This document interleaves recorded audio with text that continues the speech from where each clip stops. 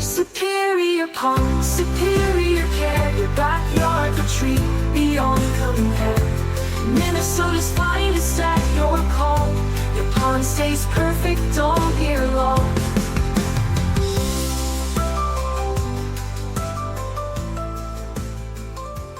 To build a truly peaceful backyard oasis, you actually have to declare a pretty violent war on the earth. Yeah, that's a dramatic way to put it, but it's completely true. I mean, usually when you look at a beautifully landscaped backyard, specifically one with like a trickling stream or a pond, a slice of nature that somehow magically sprouted right next to a patio. Exactly. But achieving that, especially in a place with a really hostile climate, requires just a staggering amount of invisible physics and, honestly, psychology. Oh, heavily on the psychology. Yeah. So today's deep dive is taking us straight into that. The unexpected collision of extreme landscape engineering, climate science, and heavy human emotion. And we are pulling from a single, just incredibly detailed source today to explore all of that. Yeah. It's a comprehensive start-to-finish guide published by a Minnesota-based company called Superior Ponds. Right, and it's super transparent. It really is. It's a remarkably transparent look at the hidden complexities of building these outdoor ecosystems. Our mission today is to understand why our rigid attempts to, control nature almost always fail. Totally. And how adapting to the environment instead is, well, the only real way to achieve that elusive peace of mind. Okay, let's unpack this by starting with a story that I think is going to hit really close to home for anyone. Literally anyone who has ever owned a house. Oh, absolutely. The source introduces us to this couple from Inver Grove Heights named Gary and Pam. And for 25 years, they had been fighting an absolutely losing battle against their own backyard. 25 years? I mean, a quarter of a century is a massive amount of time to spend fighting your own property. It's exhausting just thinking about it. Yeah. They had built and rebuilt this double pond and stream system over and over again, and it had devolved into a state that the guide describes as a patchwork quilt. A patchwork quilt. Right. We were talking about literal archaeological layers of old landscaping attempts. Yeah. They had, layers of concrete, scraps of flexible liner that were just patched together, old brittle plumbing splices. Sounds like a mess. It was. And the most telling detail of all, they had literally taken an empty ice cream bucket and spray foamed it into place to try and stop a persistent leak. Wait, an ice cream bucket? An actual ice cream bucket, yeah. That is the ultimate symbol of homeowner desperation right there. Oh, for sure. You can just picture Gary spending his precious Saturday afternoons like on his hands and knees in the mud, covered in sticky spray foam, just desperately trying to find the source of the water loss. Yeah, chasing the leak. It makes me think of technical debt in the software engineering world. Or honestly, even just owning an endlessly rusty old car. Right, where you just keep slapping patches on it. Exactly. You fix the alternator, but then the battery dies. So you replace the battery, and then the starter goes out. It's a vicious cycle. With Gary and Pam's pond, they would patch one crack in the concrete. But the surrounding material was so degraded that the new patch just created a brand new stress point. Yeah, and at a certain point, the financial and emotional cost of applying just one more patch totally outweighs the pain of a complete teardown. But they couldn't see that yet, could they? No, not at all. They just wanted a professional to come in and give them a cheap expert patch. They just wanted the bleeding to stop. Right. So Superior Ponds had to deliver some really hard truth when they actually arrived on site. They did. They looked at the buried plumbing, the decades of concrete and mortar layered over old liner, and basically explained that fixing the leak was going to cost nearly half the price of just tearing it all out and starting totally fresh. Half the price just to patch it? Yeah, because to find and fix a leak permanently in a system like that, you have to carefully dismantle the rigid concrete without destroying the underlying structure. Which has to be a nightmare. It is incredibly tedious, expensive labor. And Gary and Pam were hesitant because their old system was built on a very traditional, rigid philosophy. Order and concrete. Right? It used mortared stones and these stiff, inflexible plastic tubs. But the modern ecosystem approach that the contractor uses is completely different. That'll say. It relies on thick, flexible rubber liners, heavy protective underlayment, and gravel armoring that actually shifts with the earth instead of fighting it. What's wild to me is that Gary and Pam didn't set out looking for a massive tens of thousands of dollars renovation. Not at all. They just wanted to fix a leak. They were literally just reading an online guide about finding leaks when they stumbled on this company. What's fascinating here is the consumer psychology behind that journey. The source brings in some data from a HubSpot report, their 2023 State of Marketing report, which found that 71% of consumers prefer learning about services through educational, helpful content before ever picking up the phone. That makes total sense. Yeah. You want to understand the problem first? Exactly. Gary and Pam didn't search for, buy new pond. They searched for how to find a pond leak. Right. And by providing that educational content, the contractor built the baseline trust required for the homeowners to actually listen to that hard truth, the truth about needing to tear the whole thing down. I can understand the hesitation, though. Like, when it comes to tearing up a yard and building something new, Yeah. you'd assume the pricing would be this huge mystery. Oh, absolutely. Like remodeling an old house. You never really know what's behind the walls until you swing the sledgehammer. Right. The dreaded unforeseen costs. Yeah.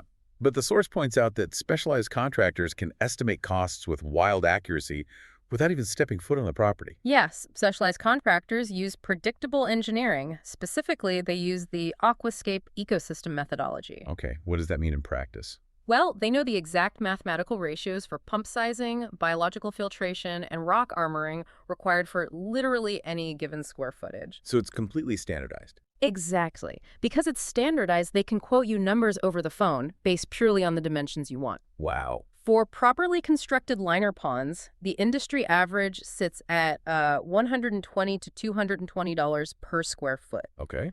And for pondless waterfalls, it's between $1,100 and $1,600 per linear foot. It basically ceases to be guesswork and becomes a repeatable science. I have to admit, I'm a little confused by that. How come? Well, if the engineering is so standardized and mathematically predictable, why is the actual physical construction of these things framed as so risky? Because in a climate like Minnesota, you aren't just executing an engineering plan in a vacuum. Okay. You are literally fighting the environment, and you are fighting a ticking clock. The source highlights the incredibly short seasonal window for outdoor construction in the upper Midwest. Right, the winters are brutal. Yeah, they average a 7-month season. That is only about 28 to 31 workable weeks before the ground literally freezes solid and excavators just can't dig anymore. That is a tiny window. It really is. When early spring hits, around March to May, the company is fielding 3 to 4 bookings every single day. So that compressed timeline means every single delay is magnified exponentially. Big time. And the weather isn't just a clock. I mean, it's an active antagonist. The source pulls in data from the Minnesota Department of Natural Resources showing that the average frost depth in the region is 60 inches. 5 feet. That is 5 feet of frozen earth pushing against whatever you build. Yeah, and that 60-inch frost depth is the core mechanism of why traditional systems fail. Because of the ice. Exactly. When water freezes, it expands by roughly 9%. So if you have moisture trapped against a rigid concrete pond wall or, underneath a mortared waterfall and the temperature drops below freezing. It pushes. Right. That expanding water acts like a hydraulic wedge. The ice pressure forms along the rock edges and equipment corners, and it violently shifts the surrounding soil. Oh, wow. This is the exact physics of why Gary and Pam's old concrete system kept cracking year after year. Concrete just can't handle that. No, rigid concrete simply cannot absorb a 9% expansion event. It snaps. It makes sense. But flexible rubber liner systems, however, adapt and move with the frost heave. They flex outward when the ice pushes, and then they settle back into place when it thaws. It's essentially the difference between a dry noodle and a cooked noodle. That's a great way to look at it. You bend a dry noodle, it shatters. You bend a cooked one, it just moves. Exactly. And as if fighting a 5-foot hydraulic ice wedge isn't enough, the human logistics they describe are just as chaotic. The logistics are a nightmare. In one scenario they shared, a homeowner scheduled a pool contractor to work at the exact same time as the pond builders without telling anyone. Which you should never do. Right. The resulting traffic jam of heavy excavators and cement trucks forced a 2-week delay for the pond crew. And time is money. Seriously. That delay required new permit approvals, ultimately costing the project an extra $2,000 in delivery and scheduling fees. And there was another project that is delayed an entire month simply because a key city employee in Northfield went on vacation and couldn't stamp the permit. Just because of vacation. Yeah. In a 28-week season, losing 4 weeks to a municipal vacation is devastating for a contractor's schedule. Which actually makes me want to look at this from the financial side for a second. Sure. The source states that once a larger project is approved and the site visit is done, the contractor requires a 50% upfront deposit to lock in the date and the price. Yes, they do. Think about this from your perspective for a second. Asking for $10,000 or $15,000 before a single shovel hits the dirt feels really steep. It does. Is that just a mechanism to, like, trap the homeowner into the contract? A cash grab? I know it looks like a massive commitment device, but it's fundamentally a shield against volatile global supply chains. Oh, interesting. Yeah, as soon as that 50% deposit clears, the contractor immediately purchases the flexible rubber liner, the thick underlayment, the copper wand pumps, and the massive boulders. So they secure the materials right away. Exactly. Manufacturers constantly adjust prices based on global markets. Tariffs shift, and the raw material costs for petroleum-based rubber and copper wiring increase, multiple times a season. I see. If the contractor waits to order the materials until the build week, the physical cost of the pond might have gone up by thousands of dollars. Taking the deposit and buying the materials immediately locks in the reality of the quote. Okay, that makes total sense. They're buying the physical materials to insulate the homeowner from inflation. Precisely. Gary and Pam specifically noted they liked that predictability, especially after 25 years of random, unpredictable patching costs. Which is completely understandable. But getting the finances sorted out is just the prelude. The physical work is where the massive, often unexpected emotional toll on the homeowner really kicks in. Oh, big time. Stage 5 in the guide is the build week. And they pull no punches here. They tell clients that the first 70 to 80% of a water feature installation looks like pure demolition. It really does.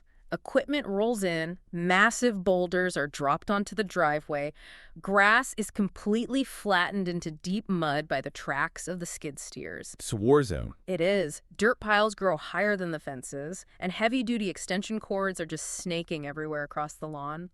The source actually cites this HERS U.S. renovation trends study, Oh, yeah. which found that over half of homeowners report elevated stress during outdoor renovations purely because of the visual disorder and site disruption. It has to be incredibly distressing to watch your sanctuary get torn apart. Absolutely. Even though Gary and Pam's original pond was this leaky patchwork of concrete and ice cream buckets, it was still a 25-year labor of love. They built it themselves. Right. They had built it with their own hands. So watching an excavator rip out pieces of their personal history was deeply emotional for them. This is hard to watch. But the builders actually recognized that pain and made an empathetic on-the-fly choice. They did, yeah. They deliberately preserved Gary and Pam's original lower basin tub, even though it made the new plumbing significantly more complicated. Right. They just wanted to keep a piece of the history intact. Which is a really nice touch. It is. And here's where it gets really interesting to me.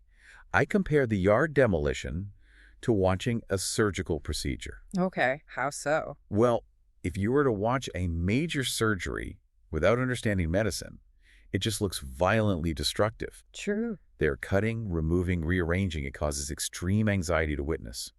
But you have to go through that destructive, chaotic phase to get to the healing and the long-term health. If we connect this to the bigger picture, that healing process begins in what the guide calls stage 6, the reveal phase. A reveal phase. Right, this is the psychological turning point for the homeowner.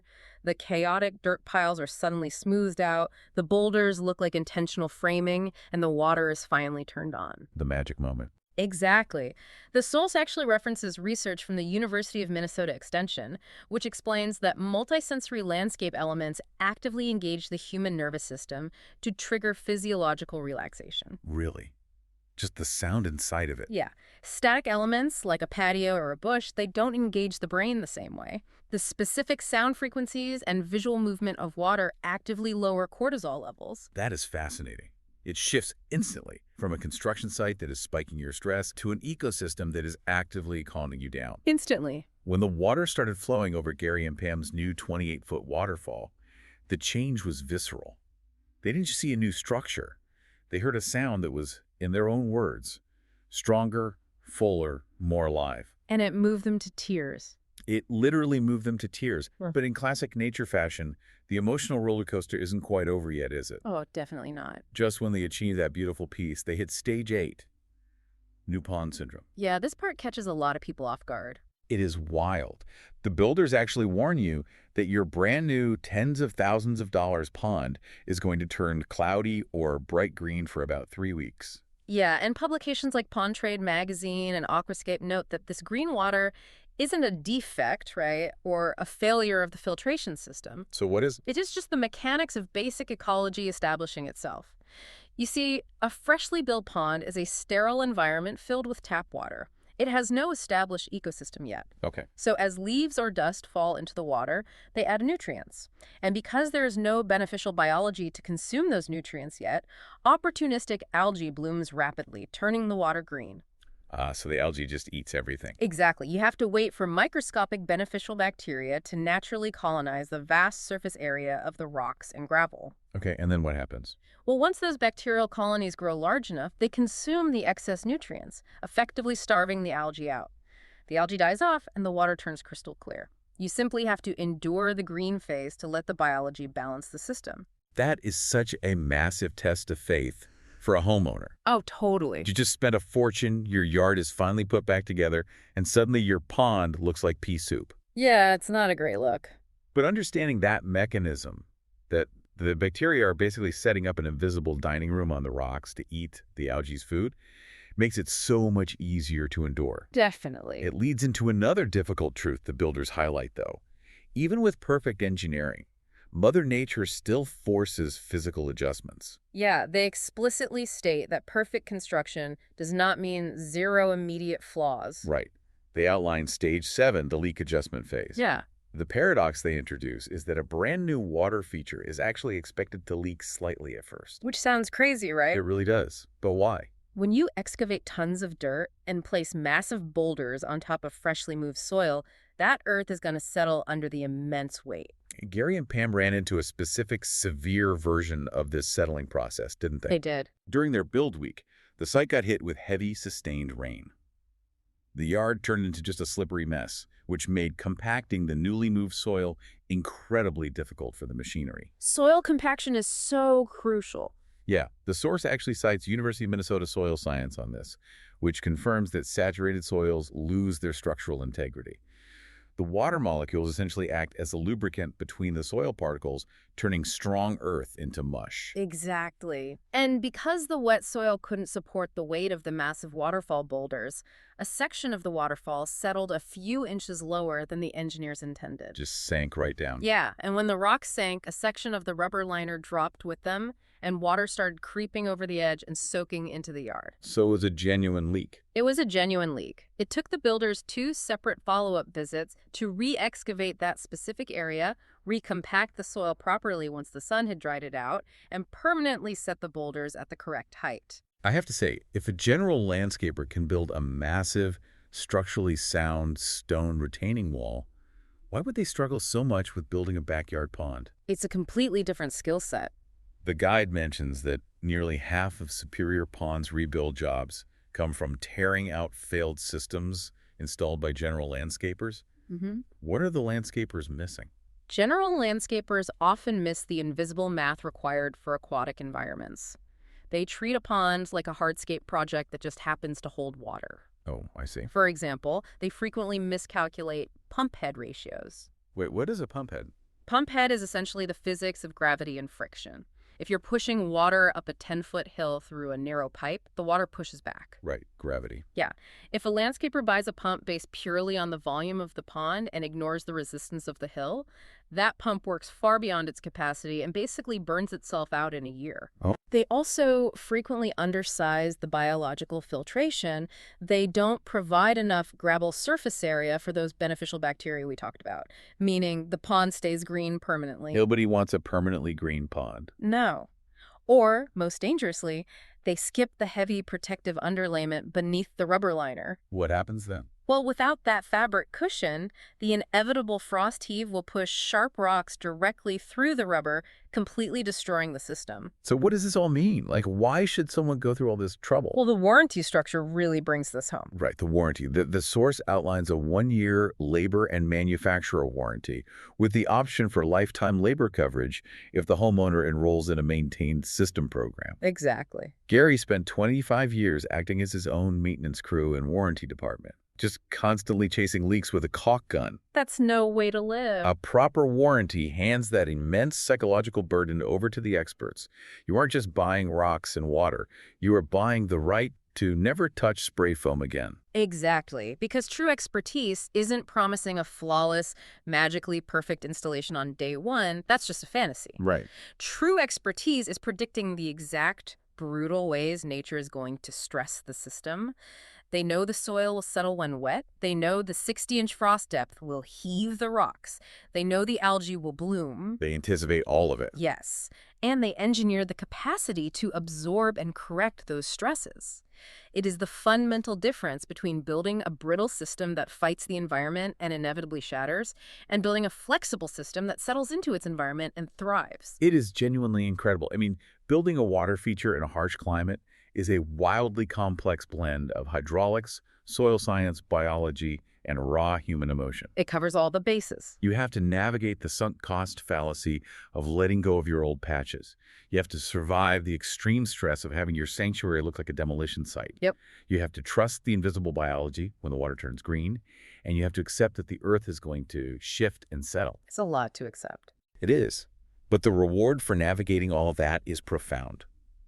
Gary and Pam went from desperately chasing leaks with ice cream buckets, constantly anxious about their yard, to sitting peacefully on their deck, listening to the strong sound of moving water and just watching the birds. It really leaves me with a thought that extends way beyond landscaping. Oh, yeah. Yeah. Look around at the permanent structures in your own life, your career, your relationships, your daily habits.